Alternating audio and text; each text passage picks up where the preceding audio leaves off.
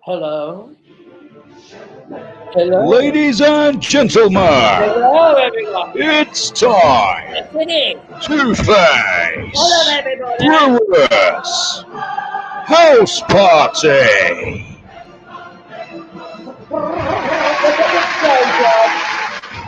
Made the explosion. Someone just moaned about my hair, and I can't see if it's. Why do people be particular about people's hair? But welcome, everyone. It's Friday. We've had a bit of rain, and in fact, we had a lot of rain, which gave me a little excuse to just sit, open a tin of cakes that someone sent me, and eat muffins with a cup of tea and brownies. I have to say, these brownies are delicious. Thank you, those people. So it's just a little treats you can have when people like you.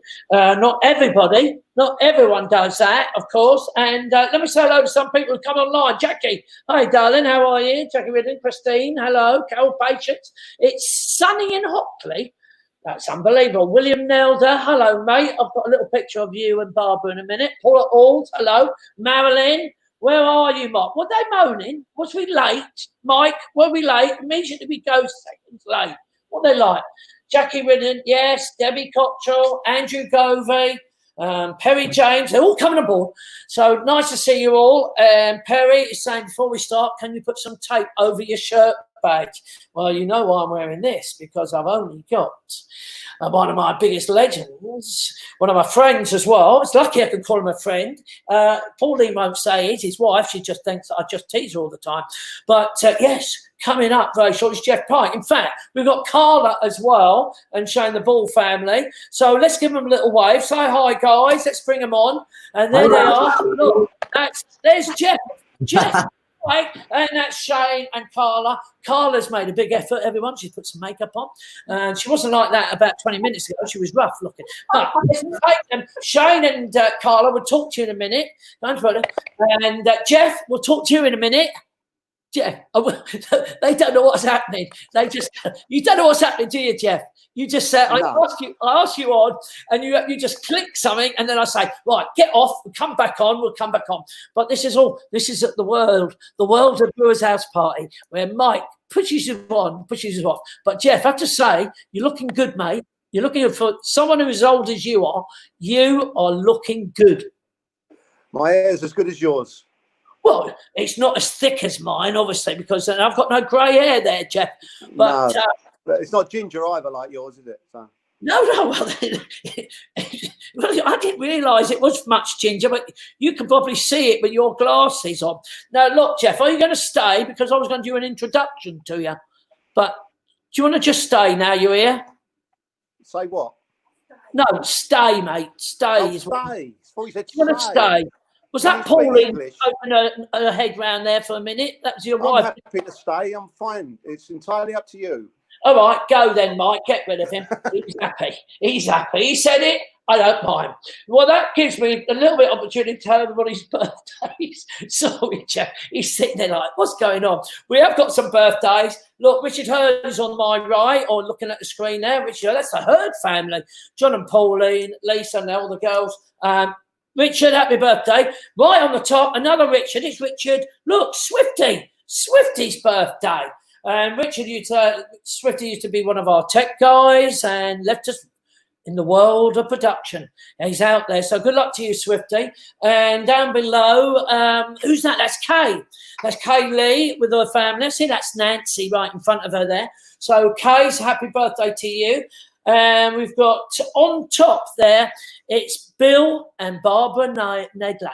And Bill is celebrating, obviously, as Barbara sadly passed away, but would have been celebrating 44 years. So a big congratulations. And we love her, Bill, and we miss her big time. We miss her a lot.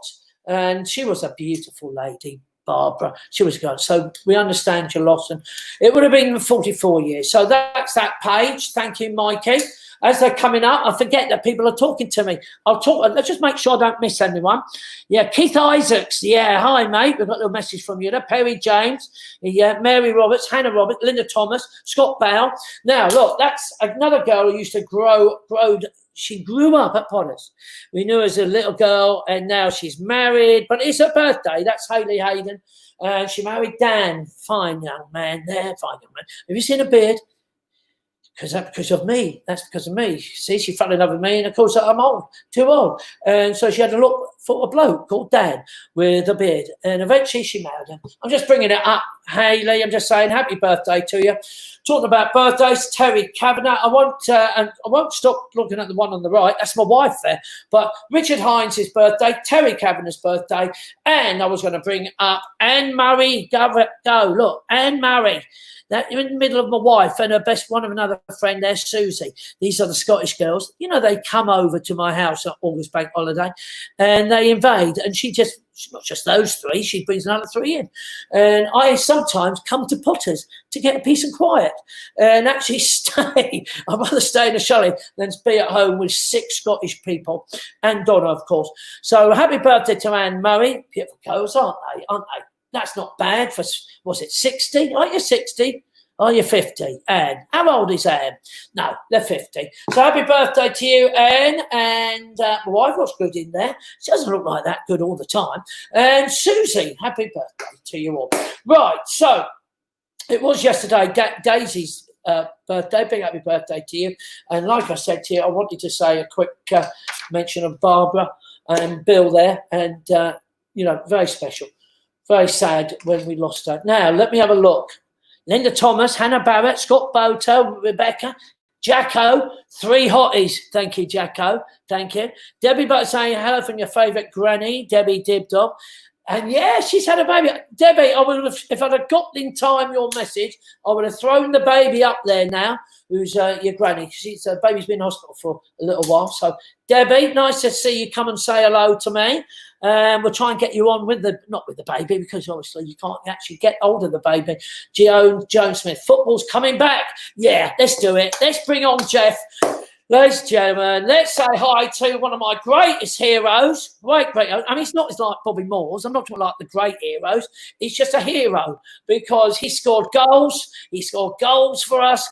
He didn't score many goals for us. I'd like to point out, I'm going to ask him. I think he scored many goals. How many goals did you score, Geoff, for West Ham? Not many. Well, no, but you did eventually. How many games did you play in the 80s? Come on. Nearly 400, Mark. Well, that's fantastic. And then, of course, if you played 400 games, it doesn't look good when you've only scored about 20. No, I scored nearly 50. Oh, well, that's great. That's great. But you did score goals for Notts County.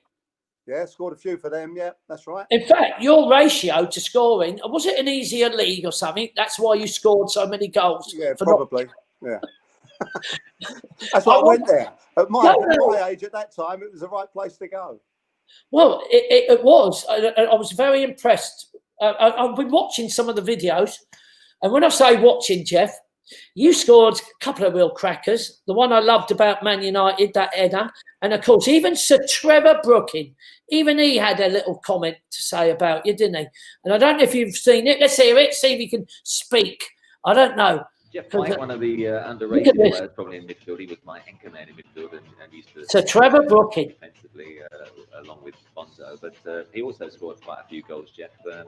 As I say, he was very underrated. I appreciated it because he used to feed me the ball very early, which you needed if you were being man-marked. And also had a good shot from the edge of the penalty area and got quite a few goals from that, mate. Let's see one of those goals, shall we? Let's see one of those goals, Geoff. Here we are, passed in. Pike. Oh, it's an awkward one. Oh. It could still be trouble. Oh. Tremendous backspin.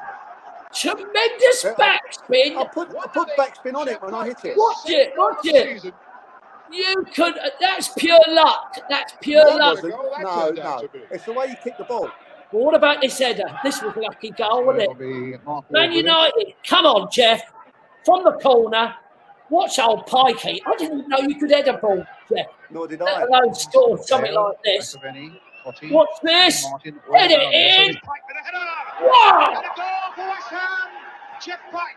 Come on. Celebration. It's a celebration. Look at the celebration. First of the season. We could watch it again, Geoff. Just watch it. Look, the power of that goal against Man United. Well, I've got a story about that, Mark, if you want to hear it. Yeah, come on, tell me out. Speak louder, can you? Can you speak louder? Yeah, I'll try to. Is that all right? Is that better? Yeah. Only because you're using your phone. Go. Yeah, I know. If I was using my laptop, it would have been fine. Another story. So Mark Ward, who took the corner, Yeah. him and I were interviewed by the TV after the game. And we told them that we'd been practicing that on the training field in the week before the game. But actually, Mark miscued it, and I just happened to be in the right place at the right time. And Chris Turner, who was the goalkeeper for Manchester United, was only 5'8", and Arthur Albiston at 5'2" was on the line. So they're never going to get it because it went in the top corner. So it's still, I wouldn't put it down, Geoff. The header was still a classic header, mate. Well, I mean, what I find really interesting, Mark, is that whenever I go to different things and different events and West Ham events, people still remember it, and I'm thankful for that.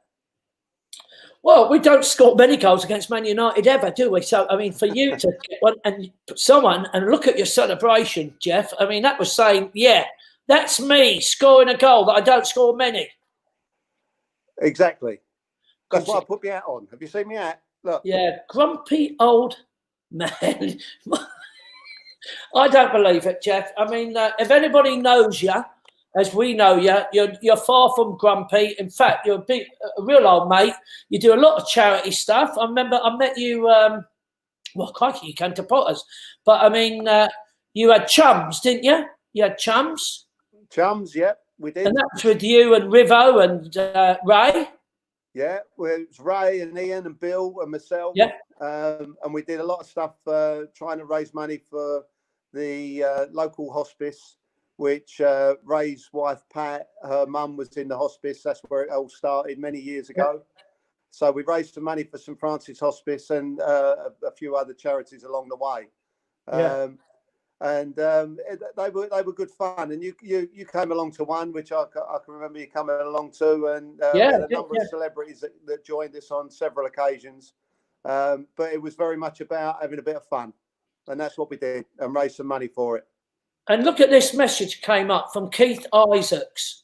He says, "What a lovely guy, Geoff Pike. Geoff drove all the way to Langdon Hills Golf Course for St George's Park to support the MCA Trust Children's Charity for Cancer, and we thank him for that." And that's when you made that last-minute drive, and I said, "Oh, can you come down?"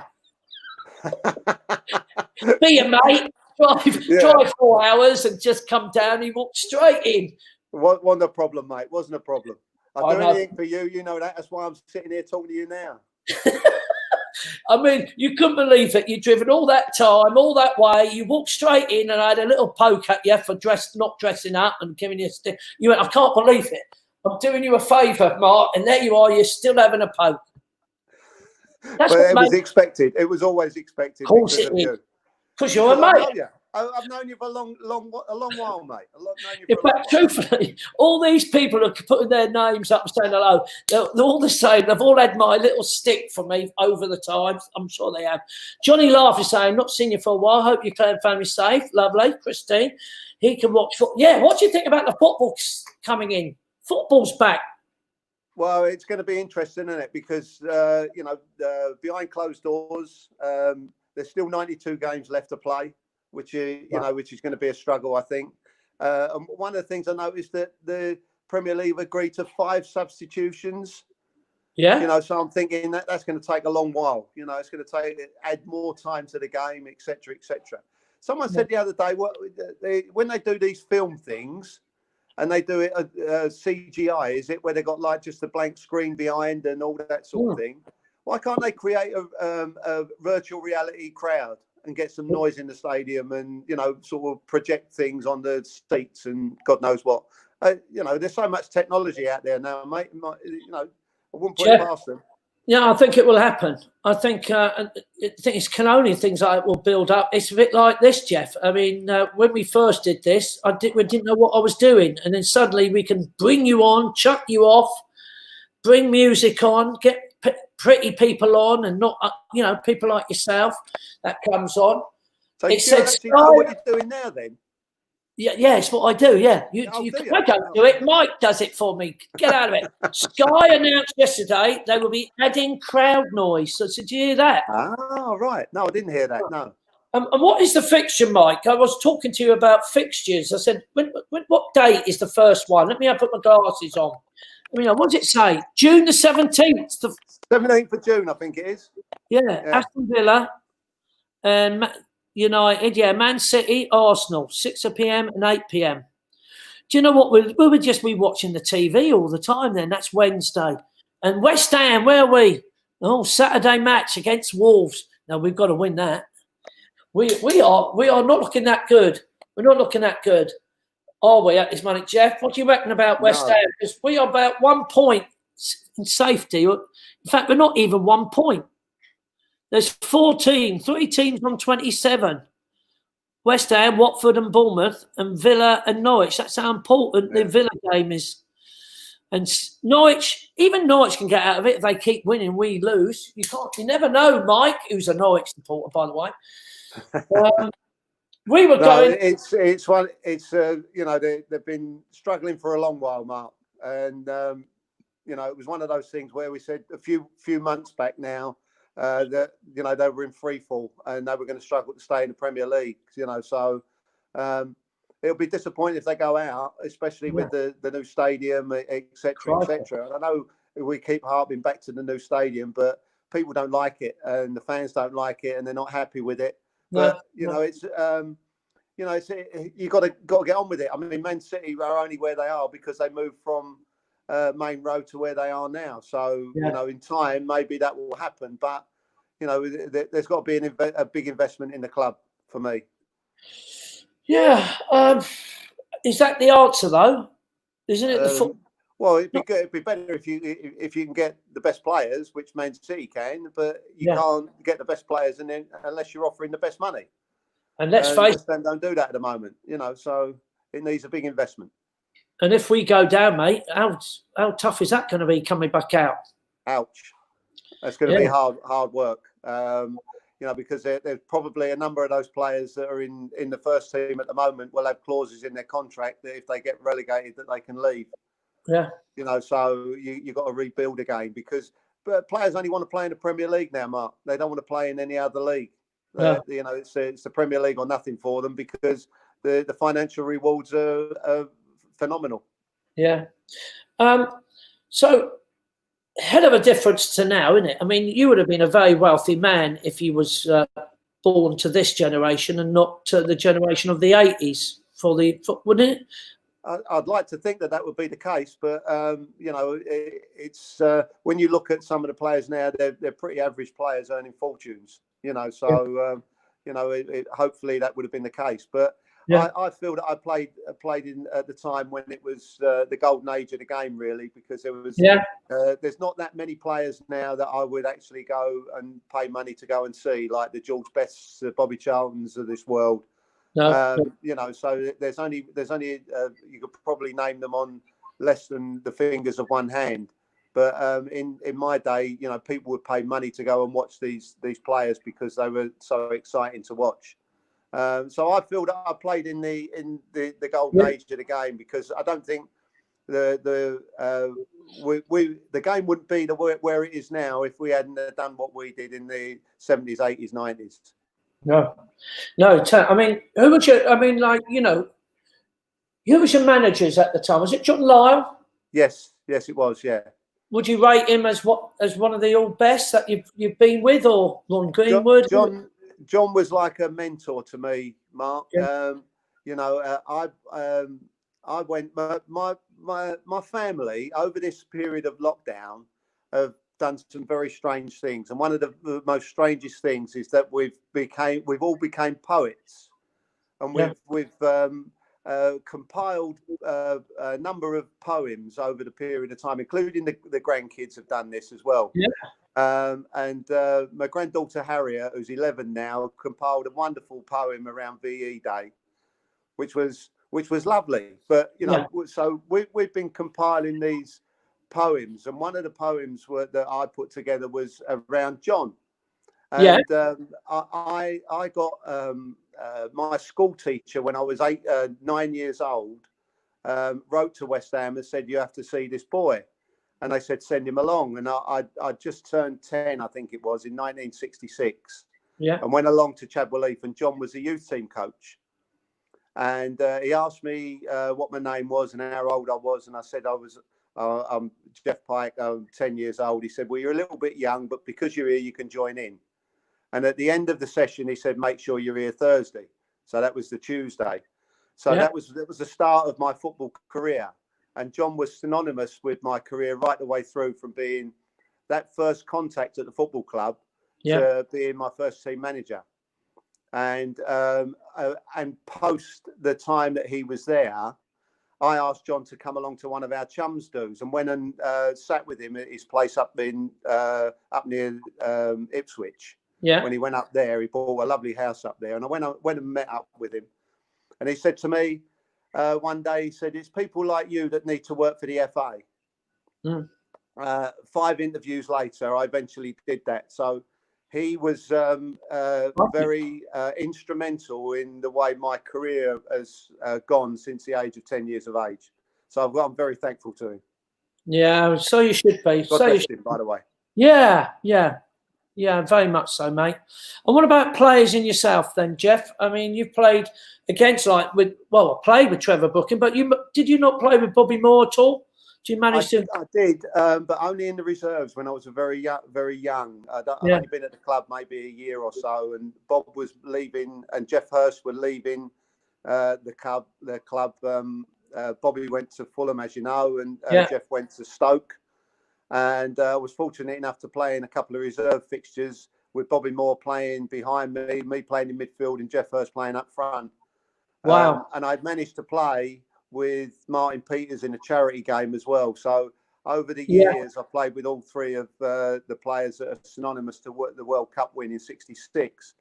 But having said that, you often get asked the question about, who's the best player you've ever played against. Yeah. So obviously Bobby and Geoff were synonymous around playing with, but playing against, I was very, very fortunate, because I went out to America in '76 and '77 in the summers to play in the North American Soccer League when they were trying to get football started over there. Yeah. And the very first game I played against Pele. Cool. I played against Beckenbauer out there. I played against George Best out there. I played against Rodney Marsh out there. I played against Eusebio out there. That's fantastic. Magnificent legends of the game that their name will live long in football people's history. And I was very, very fortunate, and it's probably had a major effect on how my game has developed and how I developed as a player over many, many years. No, I mean, so when you say all these incredible names, who was the best then? The best, what, as player? Yeah, I mean, you've just mentioned Pele, you've just mentioned Bobby Moore. Well, for me, Pele was the best player that I ever saw play. Yeah. But Bobby was I suppose a guru of the game for me, and to play with him a couple of times was phenomenal. But one of the best things for me around Bob was when I was playing in the first team and he was coming to watch the games. He would come up to me before the game and wish me all the best. Now, Bobby Moore didn't need to do that. No, because he's Bobby Moore and I'm Geoff Pike. There's two totally different people so, and everybody would know Bobby Moore, not everybody would know me. But he was that humble that he would come up and shake my hand and say and wish me all the best before the game started. So and he would be standing by the car park. So the club didn't treat him as well as we would have liked, but he was quite happy to come along, sit in the stand, and say hello to the players as they come in after parking their cars before the game. He was a lovely man. No, well, a pure gent. So, what do you say then? What would you say that in your game when the team that you played alongside? I mean, obviously you had Sir Trevor Brooking. He was rubbish. He wasn't very good. Yeah, it's good that you made. Everybody says how good he was, but he wasn't that good. It was me that did everything for him. You did all the running. He said it. Did. He said you did the running, and then you just collect the ball and just pass it on. Yeah. After you just, and make him look good. And he certainly did. It certainly did. So, funny enough, I just remembered that when you brought up the charity match with Martin Peters, that's where I saw you again. Martin Peters brought me along to a charity match. We had David Patience here on the a few weeks ago, talking about that charity match when he didn't know who I was, and you were there. You were playing alongside, and Martin Peters, and we had all these sort of stars who were playing. People like Ray Winston now, superstars, and people there. And I got on the mic and just slaughtered us. Slaughtered everyone. But I tell you what, though, Geoff, and this is what always amazed me. Everybody, people even like Bradley Walsh, he was there. He was on with these people who all played. Who they all rated themselves as decent footballers, or a footballer. But when the likes of you and I teased you. Don't get me wrong, I teased you because I was saying come on, score. You never did it for West Ham. I was on the mic saying try and score. And the likes of Martin Peters, the professional footballer, just has got this incredible. Well, it's just at that level and another level that you just strolled around. It wasn't even, it was effortless that you just picked the ball up and you touched the ball. And it really showed when you play a charity football match how poor everyone is. Who think they're good footballers, don't they? We all think we can play football, but when it comes to the professional football, and you did actually, you had enough of my stick because I was saying your midfield. Put a ball in the back of the net, and 2 minutes later he strolled. He took past 3 or 4 people, went round the goalkeeper and tapped it in. And he said, "Is that what you want?" I said, "Yeah, thanks very much, Geoff. Very much so." I used to tease Martin Peters. What you got to put in perspective, Mark, is that by that time we was old and knackered, so we couldn't run very far anyway. No. So we had to make the ball do the work and make Ray Winston run. And Bradley Walsh run, and Brad used to play because he was at Brentford for a while. And, an Arsenal fan. I was in touch with him, funnily enough, the other day to wish him happy birthday because he's 60, isn't he, at the moment? Yeah, bless him. He just turned 60, so he's done phenomenal with his career over the years since when I first met him. Yeah, and he was only a blue coat. Yeah, that's right. Yeah. Why did Potters ask me to go to Potters? Who knows where I would have gone, Geoff? Absolutely. Probably, well, you might not have been. Let's not upset me. Right, so now you're in the FA coaching. I would say you're senior coaching. I mean, what's your title now? Well, my title's unemployed now, Mark. I left the FA at the end of December. 31st of December was my last working day with the FA. I've been there for 12 and a half years. Yeah. I was what they called a coach developer, and my job was to lead the UEFA A license, which is a top coaching qualification in Europe, and design and deliver that qualification, and then also support the design and development and delivery of the UEFA Pro license, which is the qualification that you need to manage in the Premier League. Yeah. Over the years, I've worked with some top class people. But also what tends to happen is people say, who have you qualified? And you could go through a number of people like Gianfranco Zola, for example, who's a fantastic man, by the way. Yeah. And I worked with him when he was at West Ham around his UEFA A license.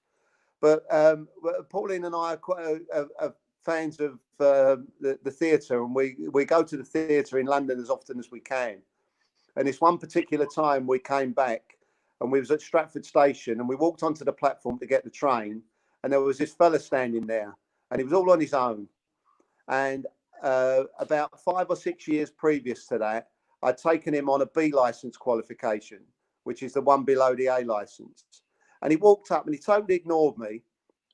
And he went up to Pauline and he said, "I have to say this." He said, "This fella changed my life."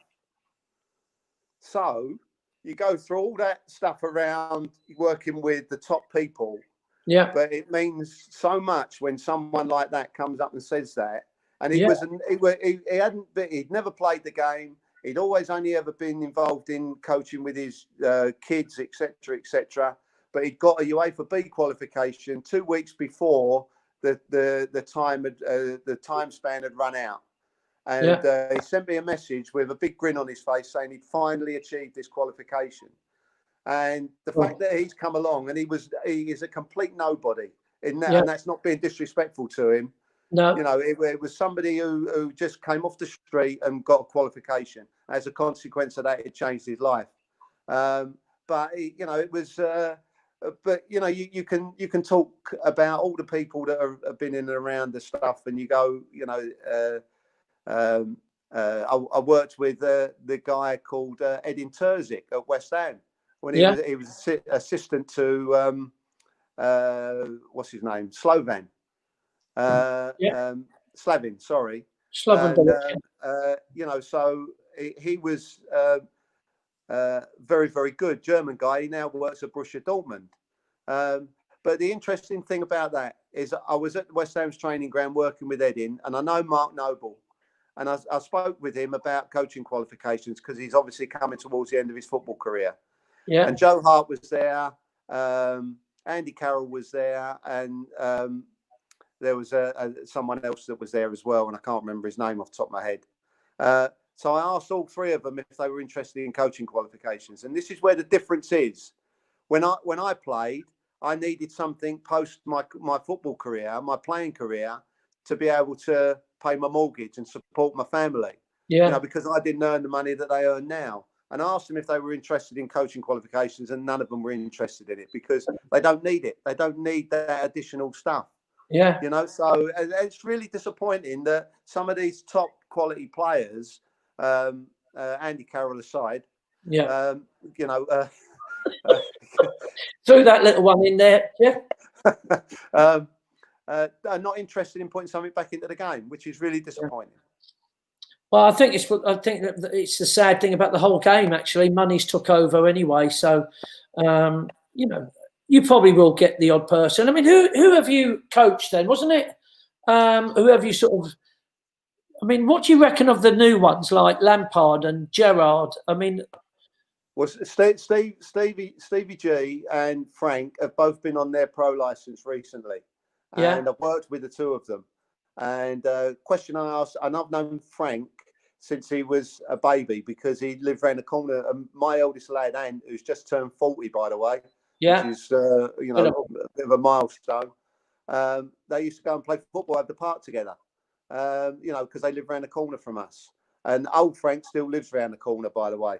Yeah. But I spoke to Frank and I said to him, would you, you know, are you interested in learning your trade and going down the route of doing the youth coaching and developing your coaching skills before getting into the big team? You went, no, so I just want to manage the big team. So it was obvious he was going to go to Chelsea at some point. Yeah. But his apprenticeship was at Derby, which is a championship team, which you know is still looking to get promotion. So Steven Gerrard, when he was at Liverpool, his coaching started with the youth team. So he developed his coaching skills, you know, before he got the job at Rangers. You know, so it's two totally different characters and two totally different people working in a different way. Yeah. And they'll both probably be very successful in their own right. You know, but that and again, no disrespect to them, but they can afford to have a go. And if it doesn't work and they come out of it because it doesn't work, they're not going to be going to sign on the dole next week, are they? No. Unlike you, Geoff. So what are you doing? You're just playing golf then, Geoff? I mean, obviously with the lockdown. No. I've basically gone sort of freelance, Mark. So cool. What happened was when it was a couple of months before Christmas that we arranged or had a discussion at the FA about me leaving. Yeah, I won't go into that because it's not appropriate at this particular time. But as soon as this fella called Lewis Spencer, who's the academy manager at Leyton Orient, knew that I was leaving the FA, he engaged me in a conversation around doing some coach development work with the coaches at Leyton Orient. Yeah. So I do 2 days a week with them. and I work with the coaches right the way through, from the academy coaches right the way through to the first team manager, Ross Embleton, who's in the process of going through his coaching qualifications. So my job, my role, is to support their development. And we've been doing some stuff remotely because obviously we can't go in. No. But I go in a couple of days a week. I spoke to another couple of people about doing a similar thing at other clubs. So I'm basically a freelance and doing some consultancy work around coach development. And I was supposed to go to Dubai in April to deliver a international course for the FA, ironically. But that's now been put back till October. So hopefully that will still go ahead, and spend a couple of weeks out there. So, it's sort of, it started and then it stopped because of, the current situation that we're in, but what it's enabled me to do is to probably have a rehearsal around retirement, because it's a bit like I get up in the morning, I go for a run, I come back, and then Pauline tells me what I'm going to be doing, so it's cruel, isn't it? I can't even cope with it. In fact, I think there's going to be a lot of divorces in about, I reckon you see there'll be a queue of divorces in the next sort of year or so, because I think we just can't put up with it. We don't normally have this. This is not like this is worse than retirement, because normally you've got a better thing. You can go out and play golf or do something. No, this is like pure hell. And Geoff, I'm not a DIY, I'm not a gardener, but I do like talking to old mates, which you have made it a very special day for me. I appreciate it, Geoff. Give my love to Pauline and the kids. I will do, mate. And it's been lovely to talk to you, mate. And hopefully in the not too distant future, we'll be able to get up and see you at Potters again. We were going to go to the North. So you can slaughter me again. Yeah, you will do. We will do. But we were planning to watch the Norwich game, weren't we, with West Ham? That's what we was. So, yeah, gutted that we didn't get to do that either. But you would have had to come to Potters, and then you would. We can do it next year when they're both in the Championship. You're not expecting too much, are you, Geoff? No. Always look on the negatives, and when it becomes the positives, we're happy. Well, we've really got to cross our fingers. Geoff, you're an angel for coming on, and thank you for all the help you've ever done with all the charity, and I wish you luck with your private coaching. And don't forget, if you need someone like an apprentice, I am here. Oh, right. I'll have a think about that one. I'll have to come with my electric bike. I won't be training you on the ground. I'll be on my electric bike training. It'll be training. You will understand cheating, isn't it? What? That's cheating, isn't it? Of course it is. But when have I never cheated at everything? Geoff Pike, everyone, give a great big thank you. Give my love to Pauline. Big hugs to you. Cheers, mate. Thanks for Take coming. care, mate. There we are, everybody. Wow, Geoff Pike. Hello. Jack, where you been, mate? Look at that. Your hair's going, mate. I know. Well, you're young, Jack. What happened there, mate? What's happened? The stress, obviously, isn't it? Yeah, it's stress with a hell of a tan. That is showing you how much stress you haven't got, mate. That shows you. Have you been doing anything? Just lounging around in the garden. But the weather's completely changed now, isn't it? It's absolutely chucking it down there. That's why you've come on, haven't you? You're sitting at home and it's pouring down with rain. What the hell? Sue saying hello. Danielle saying hello to you. Juliette Mills. Mm-hmm. This is like a little family. Linda Marks there just shouting out hello, Jack. See, this is why you were being miserable at home in the rain, looking through the window, and then you think, no, I'll ask it to pop on, and there you are. You've been cheered up no end, haven't you? Definitely. It's. I think the rain is also my fault as well, because I ordered a new pair of sunglasses. They took a month to get here, and the day they arrived, and it's not going to cheer up yet, is it? Going to cheer up for the next about 3 or 4 days? We've got to put up with this sort of bad weather, haven't we? Yeah, so, Jack, tell us, mate. You're saying in the little conversations we've had, did you ever get any videos sorted? You were going to do some variety videos. Did you ever do those? Something I'm working on at the moment, actually. So I'm putting together a sort of a variety performance evening, sort of variety show. I'm sort of editing it already. I've got a few people who've sent things in already. They're well, I've got like a tap trio. We were very good. They're all friends that I've met when I worked on cruise ships. Yeah. I've got a band and comedian and singer and stuff like that. I'm going to put it all together, make it look a little bit fancy, and put that on in a week or so, which it should be really exciting. Are you doing the editing then, Jack? Is it down to you, mate? Yeah, so it's all pre-recorded stuff. I thought it'd look a bit neat that way. I do a bit of editing myself anyway. So I'm putting. Well, when you're fed up and you're not doing nothing, Jack, and you've got nothing to do, and you're sort of sulking at home, there's doing nothing to do. You try editing. Well, that's it. Yeah. I couldn't do it. That's why you've got Mike helping you out, isn't it? I'm telling you, that's why I've got Mike here. I couldn't do anything like that. So, so good with that. Anything else you're doing? Tell me now before I say goodbye. Again, I was mentioning it to you earlier as well. I'm going to be doing some fundraising as well. So, as we've talked about before, I'll do once a week, once or twice ago, and do the radio in Norwich. Future Radio. Does anyone listen to that, Jack? I'm not really sure that they do. I think it's just me talking to myself for 2 hours. Have you ever asked people, could you say, put your hands up somewhere, like wave a flag or come back to me? I get in touch every now and then, but What's the radio called? It's Future Radio. It's the sort of Norwich. You can get it online through their website and through smart speakers and things like that. But they're it's all charity run as well, and obviously at the moment they're struggling a little bit. But their parent company is Future Projects, which do fantastic stuff. They've got a school for children with complex learning needs. They help the homeless, and they've been doing a lot over the COVID-19 pandemic to sort of offer support to vulnerable people. There we go. Yeah, futureradio.co.uk. And do you play music, by the way? We do play music. Yeah, it's primarily music and me messing around, I think, a lot of the time. Old music? I mean, what are you playing? I mean, you're not going to playing Lewis Capaldi, are you? Or are you playing That's the only way I can describe it. It's quite a varied mix of different sort of stuff, chosen for the sort of varied audience across Norwich that we have. Well, there's 5 of you, isn't there? So I suppose there's 5 people. Saying hello to you over there. Jack, I'm going to definitely have a look at that. And that's what you're going to do, raise some money for Future Radio. And so what I'm going to do is, shortly I'm going to be doing a challenge. I need to find some challenges, first of all. So I'm going to put it out to everyone at home as well, to give me some challenges to do, to raise some money.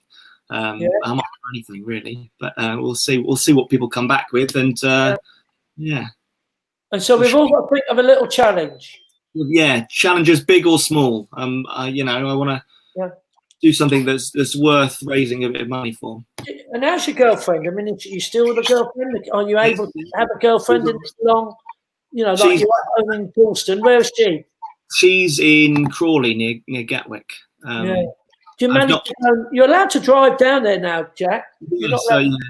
I will make the journey at some point. We've only seen each other sort of for 1 week in about 9 months, which is a bit crazy. So perhaps she's not actually with you then, Jack?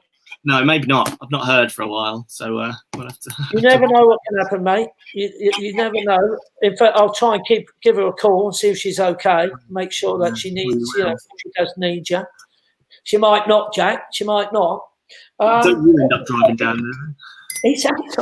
So I was looking up there because it really is pouring down. And I was looking at my shed, which of course the shed ferry built, and it's hanging in there. I just want to just point out that's something I'm just seeing not blown away yet. Then getting washed away. Suzanne Cross has said, "What about walking across hot coals?" Yeah, I've got a barbecue I can do that with.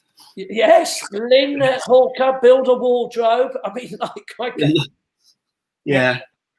I know. I'm just making sure they can catch what they say. But is that your wardrobe behind you? Then that's what they were being sarcastic about. The fact that you ain't got a wardrobe. I just like the open plan situation. I can see what I've got. It saves a lot of money, Jack. Saves a lot of money.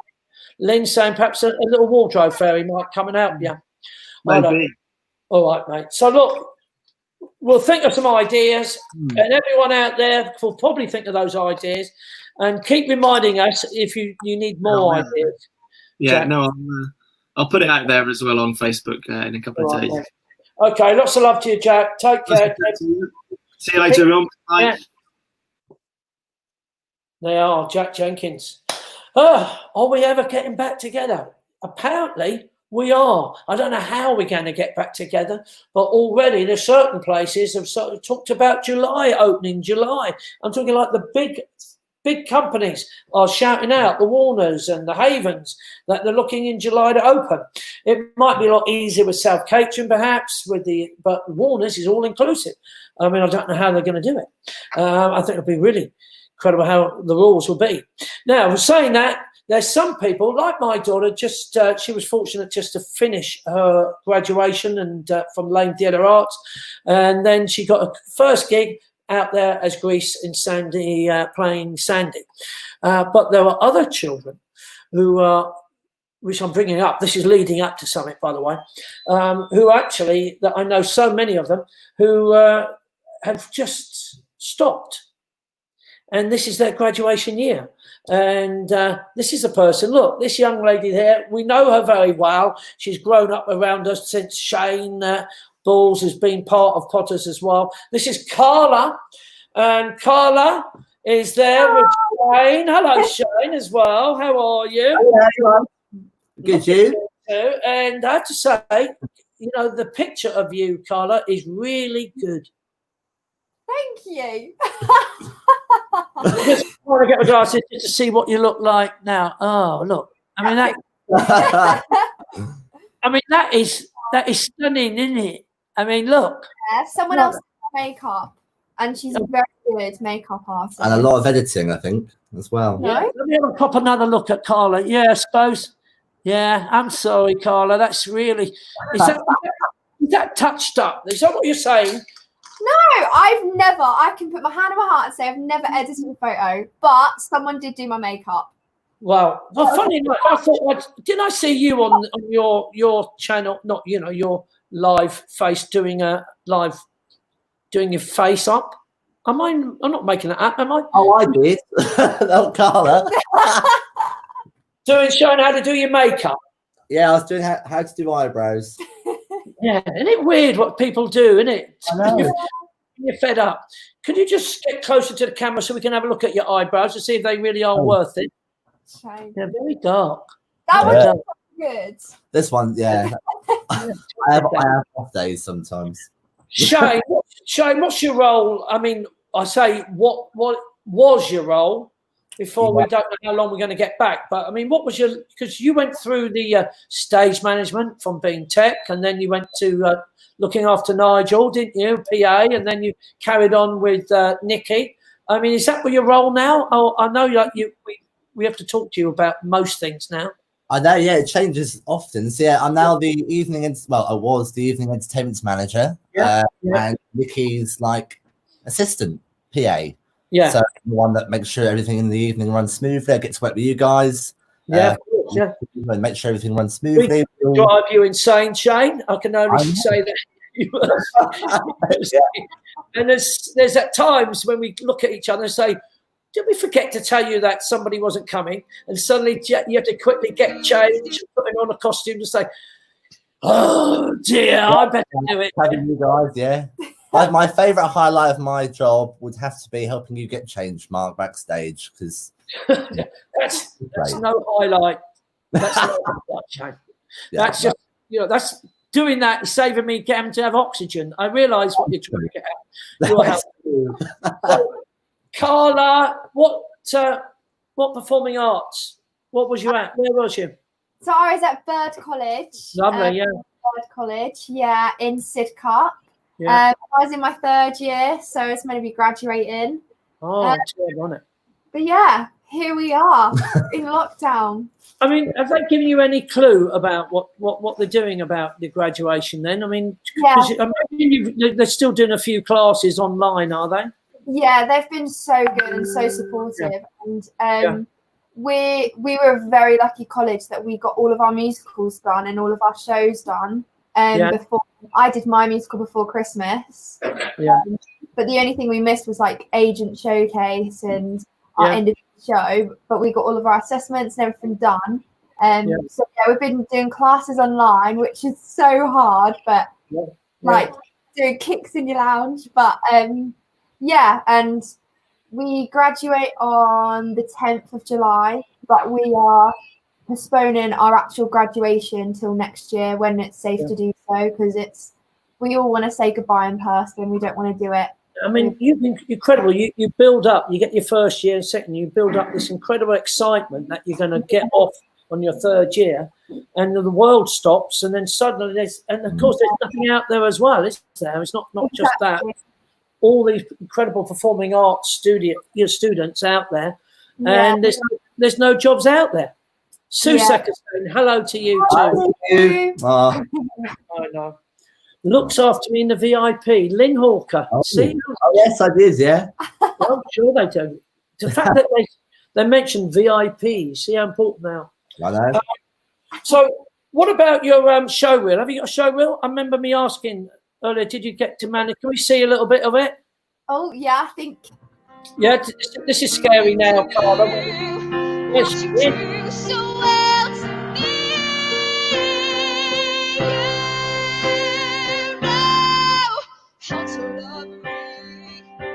There you are.